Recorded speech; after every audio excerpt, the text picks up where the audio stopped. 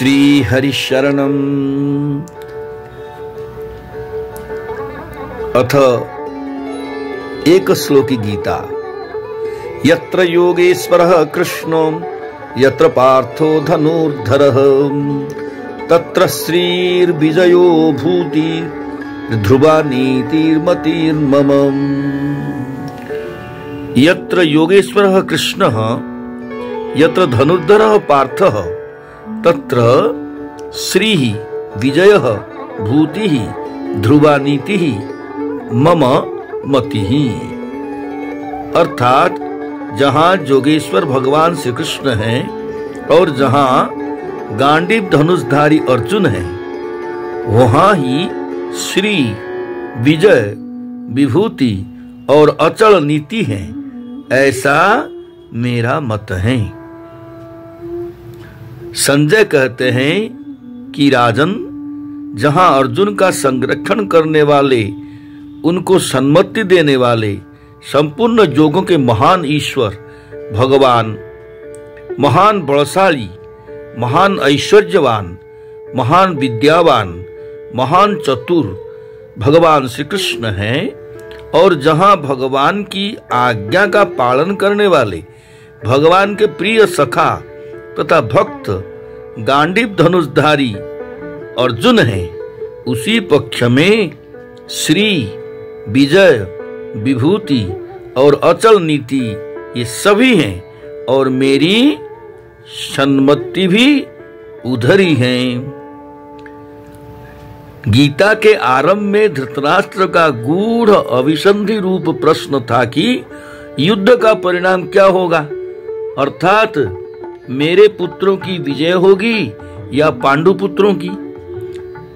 तो इसी श्लोक में संजय धृतराष्ट्र के उसी प्रश्न का उत्तर दे रहे हैं। भगवान जब अर्जुन को दिव्य दृष्टि दी, उस समय संजय ने भगवान को महायोगेश्वर कहा था।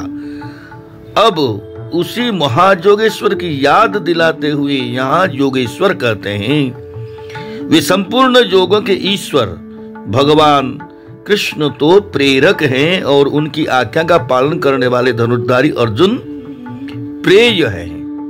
गीता में भगवान के लिए महायोगेश्वर, योगेश्वर आदि शब्दों का प्रयोग हुआ है। इनका तात्पर्य है कि भगवान सब योगियों के उनको सिखाने वाले हैं। भगवान को खुद सीखना नहीं पड़ता, क्योंकि उनका योग स्वतः सिद्ध है। सर्वज्ञता, ऐश्वर्य, सौंदर्य, माधुर्य आदि जितने भी वैभवशाली गुण हैं, ये सब के सब भगवान में स्वतः रहते हैं। वे गुण भगवान में नित्य रहते हैं और असीम रहते हैं। जैसे पिता का पिता, फिर पिता का पिता, यह परंपरा अंत में जाकर परम पिता परमात्मा में समाप्त होती है, ऐसे ही जितने भी गुण हैं उन सबकी समाप्ति परमात्मा में ही होता है।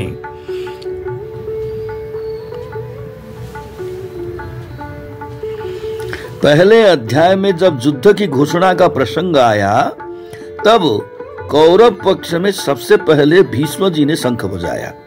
भीष्म जी कौरव सेना के अधिपति थे, इसीलिए उनका शंख बजाना उचित ही था। परंतु भगवान श्री कृष्ण तो पांडव सेना में सारथी बने हुए हैं और सबसे पहले शंख बजाकर युद्ध की घोषणा करते हैं। लौकिक दृष्टि से देखा जाए तो सबसे पहले शंख बजाने का भगवान का कोई अधिकार नहीं दिखता, फिर भी वे शंख बजाते हैं, तो इससे सिद्ध होता है कि पांडव सेना में सबसे मुख्य भगवान श्री कृष्ण ही हैं और दूसरे नंबर में अर्जुन हैं। इसीलिए इन दोनों ने पांडव सेना में सबसे पहले शंख बजाए। तात्पर्य यह हुआ कि संजय ने जैसे आरंभ में दोनों की मुख्यता प्रकट की, ऐसे ही यहाँ अंत में भी दोनों का नाम लेकर दोनों की मुख्यता प्रकट करते हैं। वास्तव में श्री विजय विभूति और ध्रुवा नीति ये सब गुण भगवान में और अर्जुन में हरदम विद्यमान रहते हैं। उपरयुक्त दो विभाग तो मुख्यता को लेकर किए गए हैं। योगेश्वर श्री कृष्ण और धनुर्धारी अर्जुन, ये दोनों जहां रहेंगे वहां अनंत ऐश्वर्य, अनंत माधुर्य, अनंत सौशील्य, अनंत सौजन्य, अनंत सौंदर्य आदि दिव्य गुण रहेंगे ही।